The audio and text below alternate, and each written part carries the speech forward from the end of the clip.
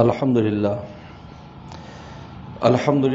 نحمده ونستعينه ونستغفره ونؤمن به ونتوكل عليه ونعوذ بالله من شرور أنفسنا ومن سيئات أعمالنا من يهده الله فلا مضل له ومن يضلل فلا هادي له ونشهد أن لا إله إلا الله وحده لا شريك له ونشهد أن سيدنا وسندنا وحبيبنا وشفيعنا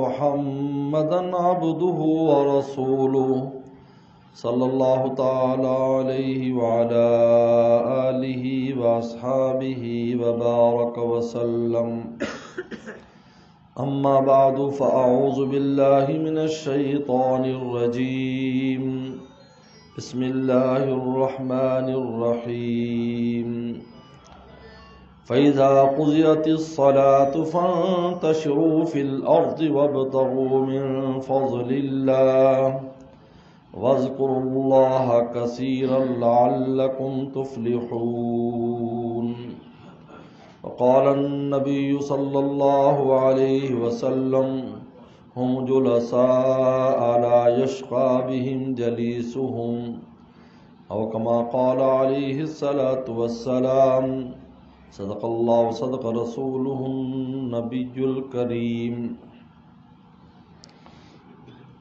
حضرات علماء کرام، میرے محترم بزرگ اور دوستوں اور میری ماں بہنوں، اللہ تعالیٰ قرآن مجید میں ارشاد فرماتے ہیں سورہ جمعہ میں،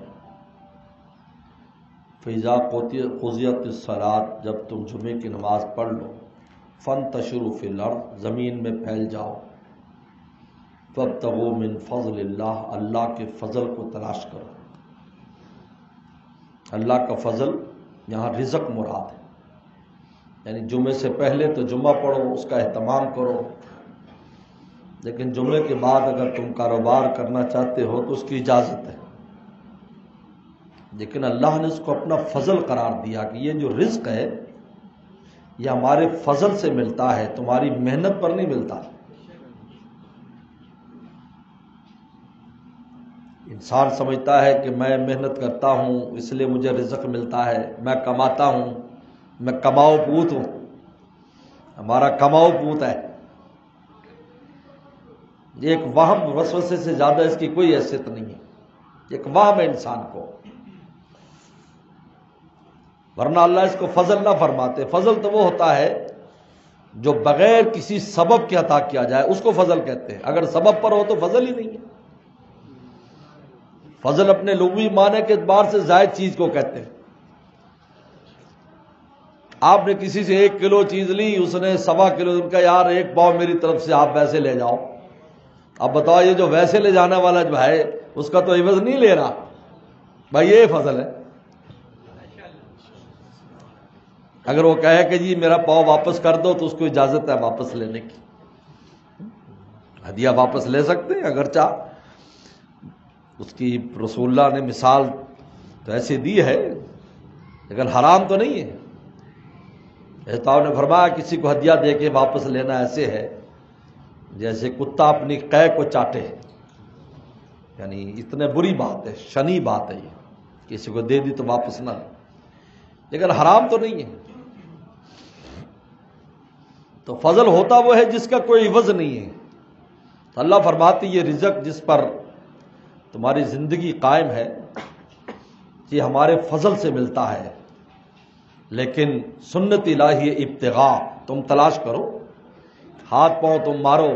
حکیم الامت تھانوی فرماتے تھے رحمۃ اللہ علیہ کہ پلیٹ تم لے کر آؤ، ڈالیں گے ہم، تم پلیٹ لے کے آؤ،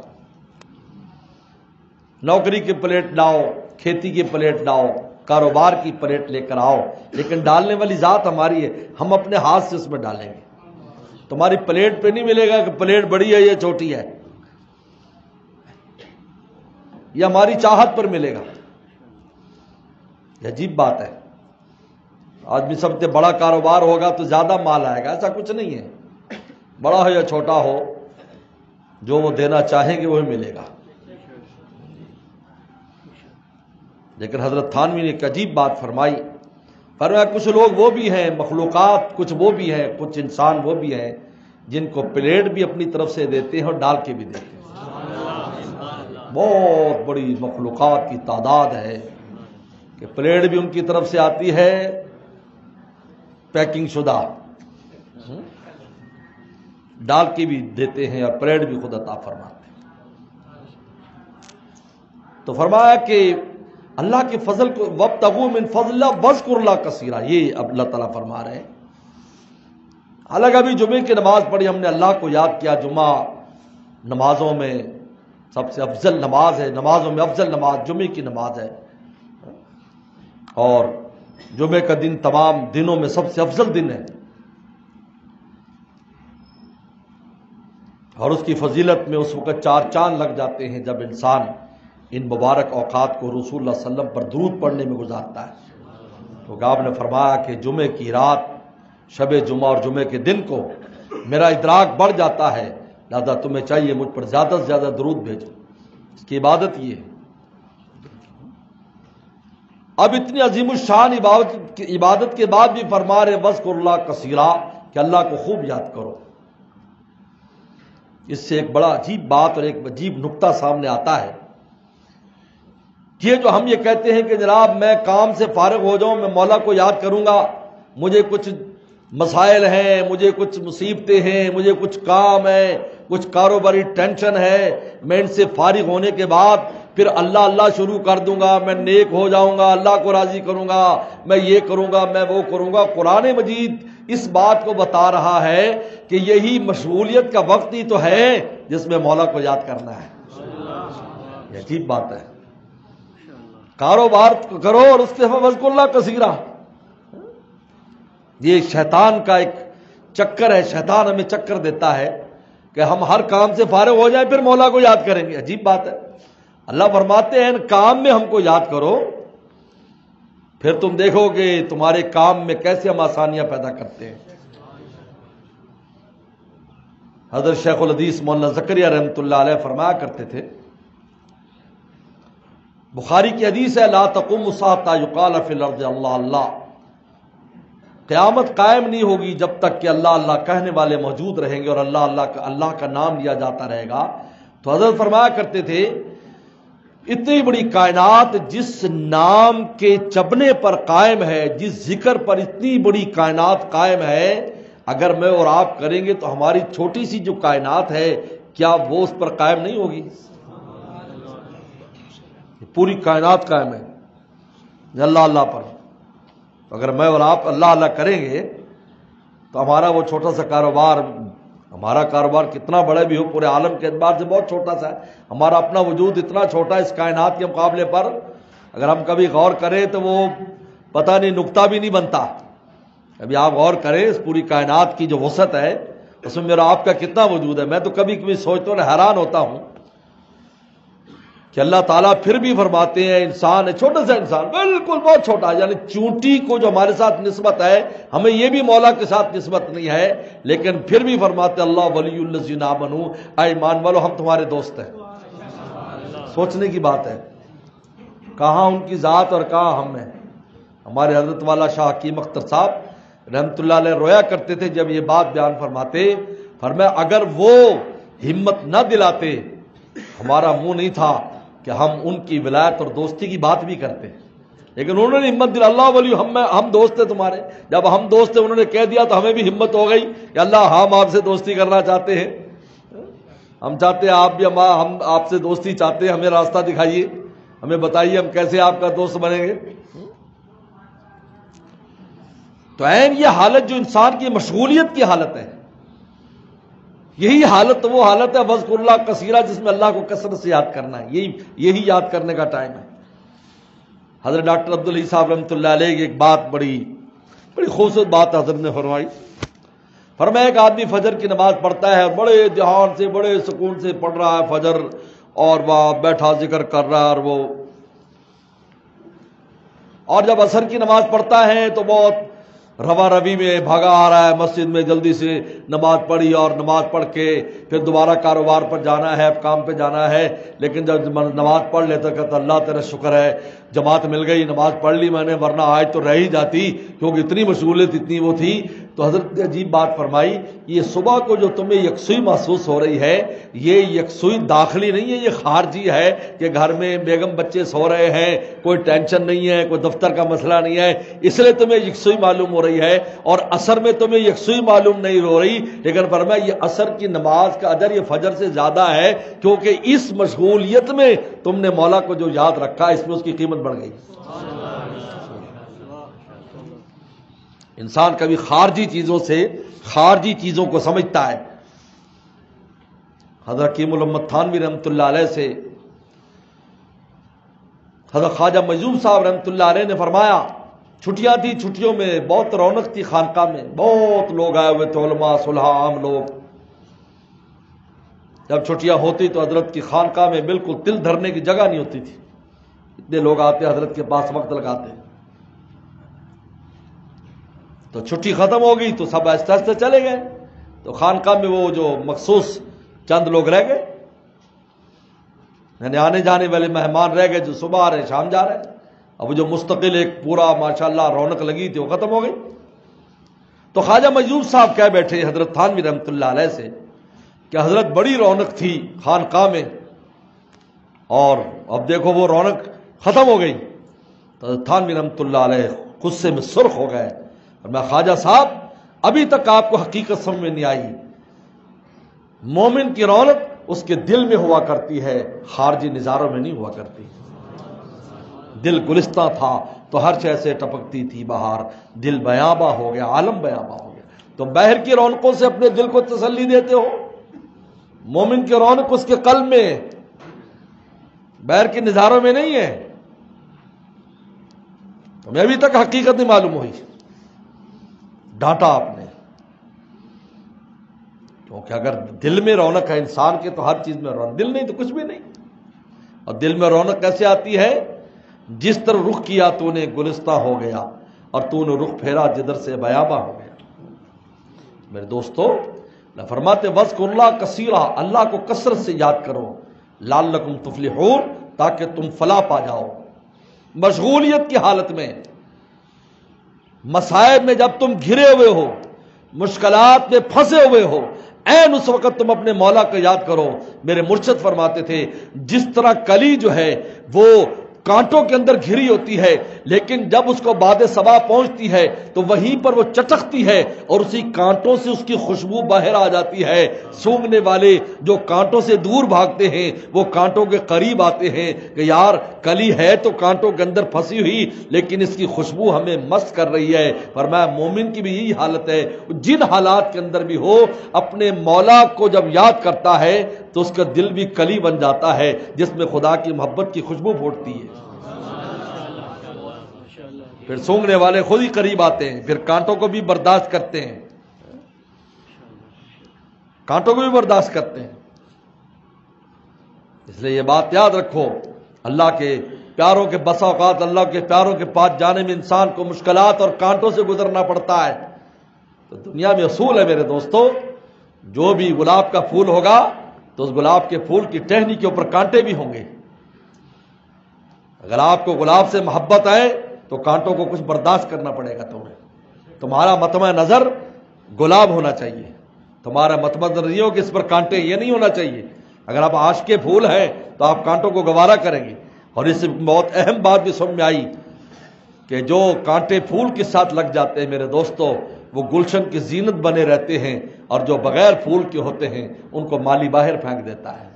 لیکن میرے مرشد فرمایا کرتے تھے اگر تم کانٹے ہو، اگر تم ابھی تک کانٹے ہو، پھول نہیں بن سکے، تو کسی پھول کے دامن میں چھپ کے رہنا تاکہ خدا کے رحمت کے گلشن سے نکالے نہ جاؤ۔ اگر تم اکیلے کانٹے ہوگے تو تمہیں نکال کر باہر پھینک دیا جائے گا۔ خار گلازار کہا کہ ایک کانٹا فریاد کر رہا تھا، مولانا رومی نے لکھا ایک کانٹا فریاد کر رہا تھا اللہ آپ نے مجھے کیسا بنا دیا، عیب، مجھے سارا عیب بنا دیا، سراپا عیب، جو میرے پاس سے گزرتا ہے وہ دور بھاگتا ہے کہ وہ کانٹا ہے تیری شلوار پھاڑ دے گا، تیری لنگی پھاڑ دے گا۔ رونے لگا, اللہ آپ تو عیبوں کو چھپاتے اور مجھے آپ نے سراپا عیب بنا دیا. گل آزار شد, اس کے اوپر ایک پھول پیدا کر دیا. جب پھول پیدا کرے تو لوگ اس کے قریب آنے لگ گئے, اس پھول کو دیکھنے کے لیے, اس کو خوشبو سونگھنے کے لیے. اب اس کے سارے عیب اس پھول کے دامن میں چھپ گئے. میرے مرشد فرماتے تھے اگر ہم کانٹے ہیں تو گلوں کے دامن میں چھپے رہو, اللہ کے پیاروں کے دامن میں رہو, تاکہ خدا کے گلشن سے نکالے نہ جاؤ. اس لیے حدیث شریف میں آتا ہے, پیغمبر صلی اللہ علیہ وسلم نے ارشاد فرمایا کہ جہاں بیٹھ کر اللہ کو یاد کرتے ہیں, لوگ اللہ کو یاد کر رہے ہیں, اللہ تعالیٰ کا ذکر ہو رہا ہے, اللہ تعالیٰ کے تذکرے ہو رہے ہیں, پیغمبر صلی اللہ علیہ وسلم کا ذکر ہو رہا ہے, ان کی رپورٹ باقاعدہ لی جاتی ہے, رپورٹ لی جاتی ہے. تو نمازوں کی رپورٹ ہوتی ہے, نماز جب پڑھتے ہیں نمازوں کی رپورٹ ہوتی ہے. فجر میں عصر میں فرشتوں کی جماعتیں آتی جاتی ہیں, ان سے رپورٹ. اور دوسرا اللہ کو یاد کرنے والے جہاں جمع ہوتے ہیں, جیسے آج ہم یا الحمدللہ اللہ کے نام پر جمع ہے, باقاعدہ فرشتے رپورٹ لے کے جاتے ہیں. یہ فرشتوں کا رپورٹ لے جانا یہ دلیل ہے کہ یہ عام مجلس نہیں ہے, یہ بہت وی آئی پی مجلس ہے جس کے لیے سرکاری انتظام ہوتا ہے. اب یہ جاتے ہیں اللہ تعالیٰ کے پاس, اللہ تعالیٰ پوچھتے ہیں بندے کیا کر رہے تھے؟ اللہ آپ کو یاد کر رہے تھے, دوزخ سے پناہ مانگ رہے تھے, جنت کے طلبگار تھے. اللہ تعالیٰ فرماتے جو چاہ رہے تھے ہم نے دے دیا. پھر پوچھتے اللہ فلاں فلاں آدمی تو اپنے کام سے آیا ہوا تھا, اس کو تو مقصد یہ نہیں تھا, وہ تو ویسے آ کر بیٹھ گیا, اس کو کسی سے کام تھا, کسی سے ملنا تھا. تو اللہ فرماتے ہیں بخاری کے ہمو جلسا, یہ ایسے ہم نشین ہیں, لا یشقا بہم جلیسہم, کہ ان کے ساتھ بیٹھنے والا بدبخت نہیں ہو سکتا. اس کے لیے بھی سعادت کا فیصلہ کر دیا جاتا ہے, لا یشقا بہم جلیسہم. لیکن میرے مرشد فرماتے تھے آج ہم کہتے ہیں یہ ہماری شقاوت سعادت سے کیسے بدلے گی, تو ہمیں پیغمبر السلام نے پتہ بتایا کہ کہاں جا کر تمہاری شقاوت سعادت سے تبدیل ہو گئی. بتا دے ہمو جلسا, ایسے ہم نشین تلاش کرو جن کے پاس تم بیٹھو تو تمہاری شقاوتیں سعادتوں سے بدل جائیں. ہم وہ لوگ ہیں جو مولا کو یاد کرتے, وہاں جاؤ ان کے پاس بیٹھو, ان کے بعد بیٹھنے سے تمہاری شقاوت سعادت سے بدل جائے گی. یاد رکھو دو ہی فرقے ہیں, دو ہی جماعتیں, شقی و سعید, شقی اور سعید دو جماعتیں, شقی اور سعید. ہمارے والد صاحب رحمۃ اللہ علیہ بڑی خوبصورت بات فرماتے تھے کہ شقی وہ ہوتا ہے کہ اعلیٰ ادنا پر قربان ہو جائے وہ شقی ہے, اور ادنا اعلیٰ پر قربان ہو جائے یہ سعید ہے. ہمارے والد صاحب بڑی عجیب بات فرماتے تھے. مولانا نیاز احمد صاحب رحمۃ اللہ علیہ جو ترکستان اور چین سے ہجرت صرف اللہ کے لیے کر کے آئے تھے, اللہ سیکھنے کے لیے اور علم سیکھنے کے لیے, فرمایا کرتے تھے شقی کون ہے؟ اعلیٰ ادنا پر قربان ہو جائے. سب سے اعلیٰ اللہ تعالیٰ نے اس مخلوقات میں انسان کو بنایا, یہ ادنا پر قربان ہے, دنیا پر مر رہا ہے, زمین پہ مر رہا ہے, سونے چاندی پہ مر رہا ہے, مٹی پہ مر رہا ہے, یہ شقی ہے. اور سعید ادنا اعلیٰ پر قربان ہو جائے. یہ انسان جب مولا پر قربان ہو جاتا ہے تو میرے دوستو قرآن کہتا ہے یہ سعید ہے. یہ سعادت اور شقاوت کی علامت ہے کہ اعلیٰ جب ادنا پر مرتا ہے شقی بن جاتا ہے, ادنا اعلیٰ پہ مرتا ہے سعید بن جاتا ہے. اس لیے اللہ تعالیٰ نے قرآن مجید میں سورہ عادیات میں گھوڑوں کی قسم کھائی ہے, کیونکہ گھوڑا اپنے مالک پر فدا ہو جاتا ہے. جیسے مالک کہتا ہے یہاں تک کہ اپنی جان دے دیتا ہے اپنے مالک کی خاطر جو اس کی پیٹھ کے اوپر سوار ہے.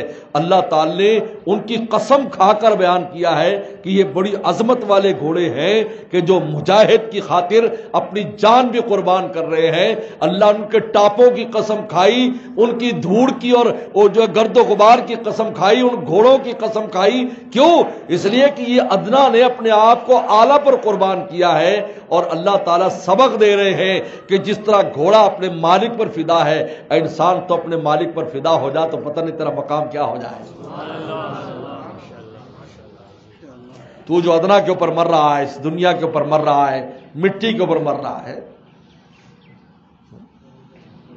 مٹی مٹی پر مر رہی ہے، مٹی جمع مٹی مٹی ہوتی ہے۔ شیخ فرماتے مٹی کے ساتھ مٹی جمع کر دو تو مٹی ٹوٹل مٹی نکلے گا، لیکن مٹی کے ساتھ اگر سونا جمع کر دو تو مٹی سونے کا بھاؤ بکتی ہے، وہ مٹی نہیں ہوتی اور قیمتی مٹی ہو جاتی ہے۔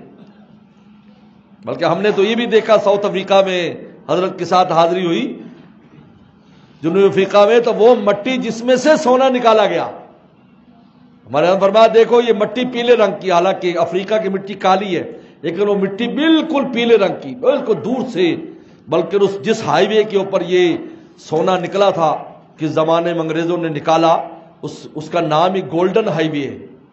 ہم نے فرمایا دیکھو سونے کی صحبت نے اس کے کالے رنگ کو تبدیل کر دیا، مٹی جو کالی تھی افریقہ کی اس کو سنہری رنگ میں تبدیل کر دیا۔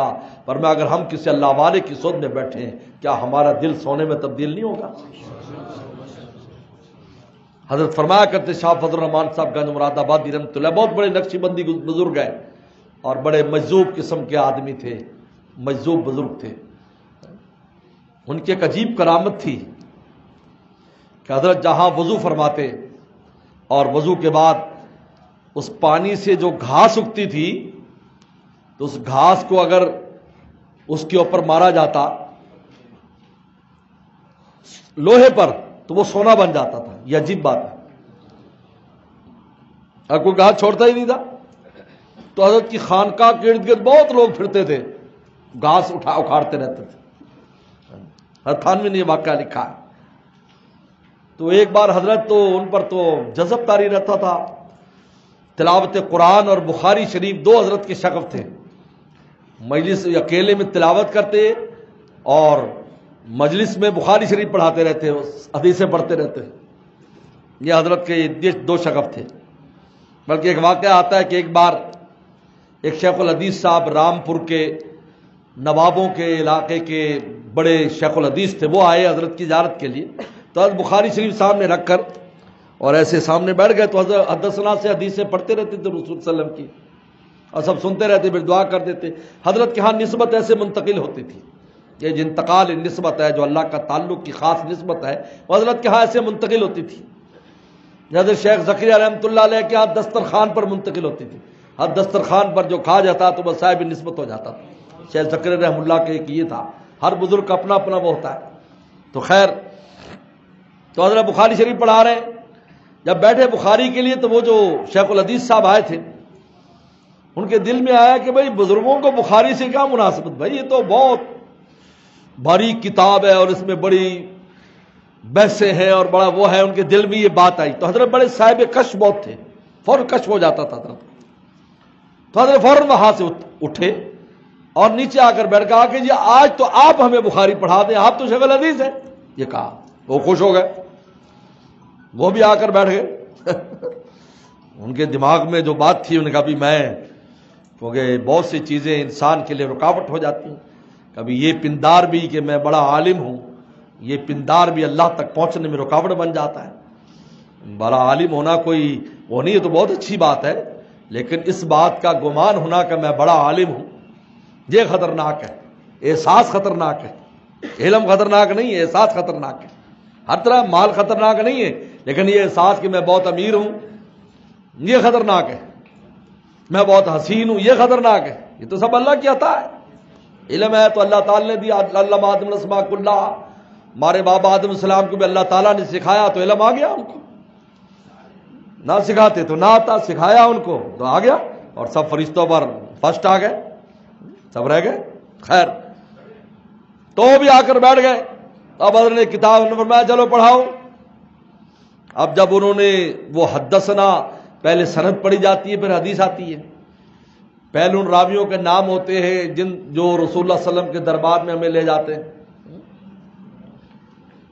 اس کے بعد اگلی بات ہوتی ہے۔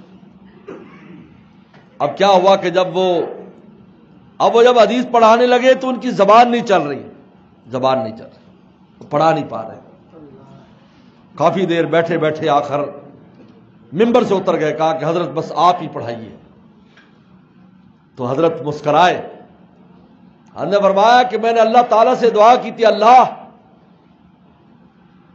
اس عالم پر آپ نے بخاری کے الفاظ تو کھولے ہیں، آج بخاری کی روح کو کھول دیں، آپ وزن نہیں اٹھا سکے اس کی روح کا وزن نہیں اٹھا سکے۔ تنبیہ فرمایا۔ تو خیر،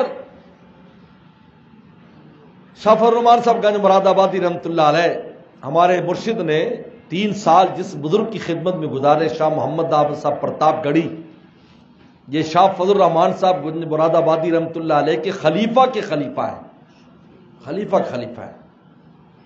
اور حضرت کے جو مرشد تھے ان کا نام خواجہ آفتاب تھا۔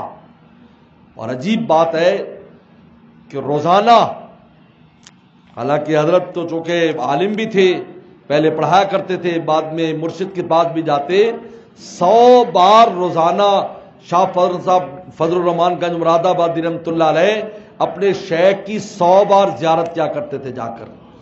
اس صحابی کی طرح جو گھر جاتا تھا پھر واپس آ کر جھانک کر پھر چلا جاتا، یعنی یہ عشق تھا اس کا۔ آپ نے فرمایا تجھے کیا ہے؟ کہا گھر جاتا ہوں میرا دل نہیں لگتا۔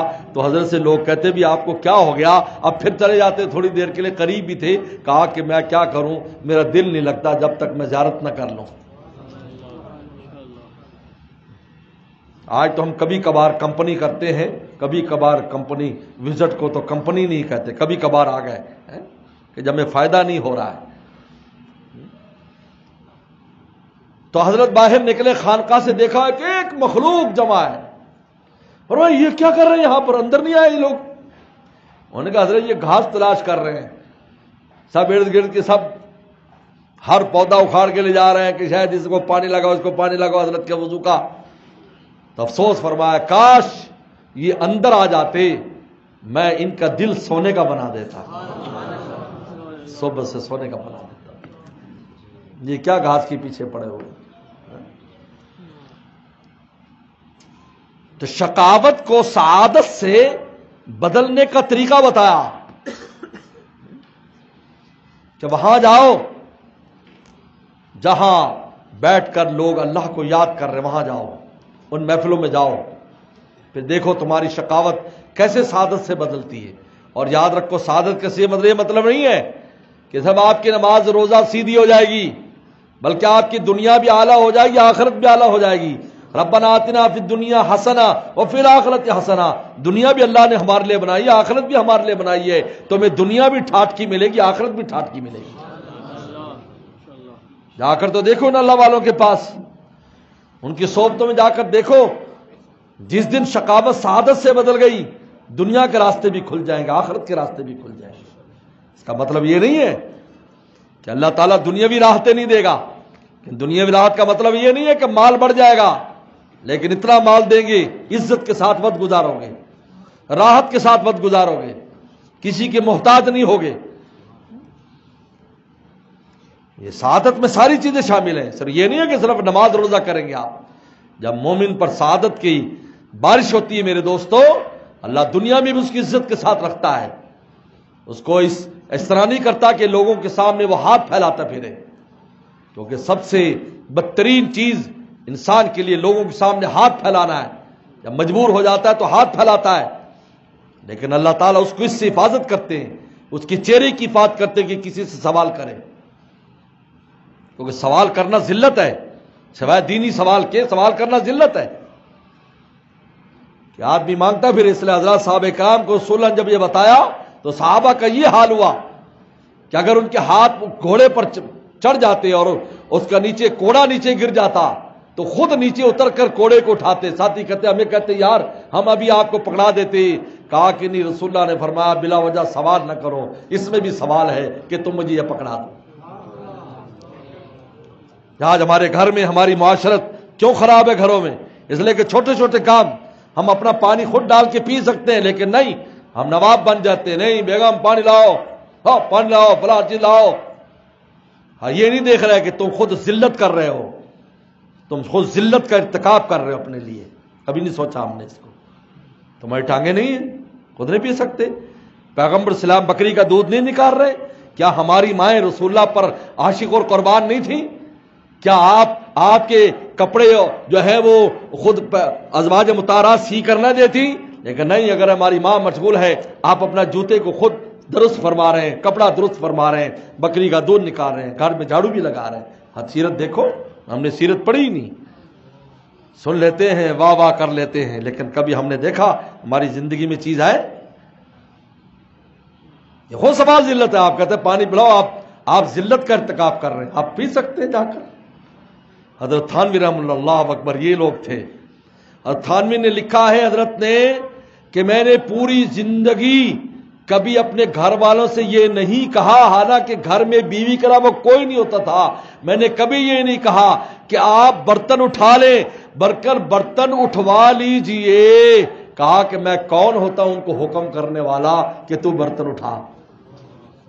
یہ فرماتے تھے. اندازہ کیجیے. تو صحابہ کرام کا یہ تو سعادت جو ہے، سعادت جب انسان کو ملتی ہے پھر مولا بھی یاد رہتا ہے، اور پھر اس دنیا بھی اس مولا کے واسطے سے آتی ہے جو لذت بھری ہوتی ہے، جس میں مزے ہوتے ہیں. فَلَنُحْيِيَنَّهُ حَيَاةً طَيِّبَةً. اللہ فرماتے ہیں ہم مزیدار زندگی اپنے ان بندوں کو عطا کرتے ہیں، مزیدار زندگی. لیکن یہ شقاوت سعادت سے کیسے بدلے گی؟ اللہ والوں کے پاس آنے سے، ان مجلسوں میں آنے سے، ان صحبتوں میں بیٹھنے سے. وہاں کرم کی ہوائیں چلتی ہیں. میرے مرشد فرمایا کرتے تھے کہ اگر آپ کی صحت خراب ہے تو آپ کو ڈاکٹر کیا کہتا ہے؟ آپ کو کہتا ہے جناب آپ صبح صبح جا کر کسی گلشن میں، کسی پارک میں واک کیا کریں، چلا کریں. یہ کیوں کہا؟ اس نے یہ کیوں نہیں کہا کہ سڑک پر چلا کرو، شہید ملت روڈ پہ چل لیا کرو، شارع فیصل پہ چل لیا کرو. وہ کہتا پارک میں جائیں، کیونکہ باد صبا جو ہے وہ صبح کو چلتی ہے، اور چلتی کہاں ہے؟ جہاں پر پارک بنا ہوتا ہے، جہاں پر گلشن ہے وہاں چلتی ہے. تو میرے مرشد فرماتے تھے اللہ کی کرم کی ہوائیں تو چلتی ہیں، لیکن چلتی کہاں ہیں؟ جہاں مولا کا گلشن ہوتا ہے وہاں چلتی ہے. وہاں جاؤ. آپ کہ میرے گھر میں کیوں نہیں آ جاتی ہیں؟ تو حضرت کا وہ شعر یاد آیا کہ حضرت والا رحمۃ اللہ علیہ پہلے ناز آباد میں رہتے، پھر گلشن اقبال آ گئے. تو وہاں سے کسی نے لکھا کس سے پوچھے بہار کی باتیں، اب تو ثواب ہی ادھر نہیں آتی. یعنی پر آپ تھے ادھر، مجلس ہوتی تھی، ہم اللہ کی محبت کی باتیں سنتے، اب آپ گلشن اقبال چلے گئے. کس سے پوچھے بہار کی باتیں جب صبا بھی ادھر نہیں آتی. تو حضرت نے نیچے برجستہ افل بدی اس کے نیچے جواب لکھا، تم ہی گلشن کیوں نہیں آتے جب صبا بھی ادھر نہیں جاتی. تم بھی گلشن کیوں نہیں آتے جب صبا بھی ادھر نہیں، تم ہی آ جاؤ. اللہ کی کرم کی ہوائیں چلتی ہیں. اِنَّ لِلَّهِ فِي دَهْرِكُمْ نَفَحَاتٍ.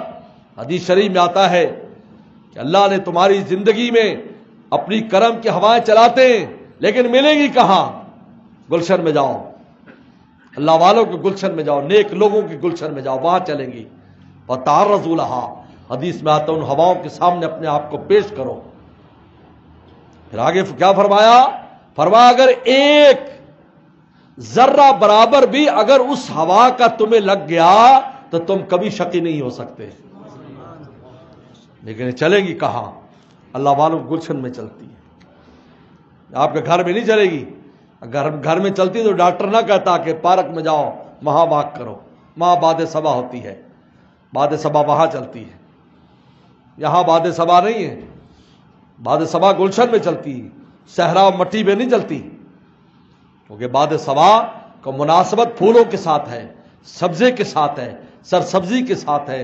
اللہ کی اس کرم کی ہواؤں کو بھی اللہ کے پھولوں کے ساتھ ہے، اللہ کی ان رونقوں کے ساتھ ہے. جہاں ان کے دل میں رونقی لیے بیٹھے لوگ، وہاں وہاں چلتی ہے. ان کے ساتھ بیٹھ جاؤ. ہم جلسا لا یشقا بہم جلیسو. بس میرے دوستو،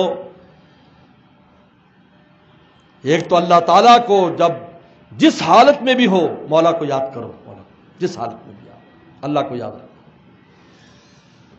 اور جب مشکل بڑھتی جائے زیادہ یاد کرو.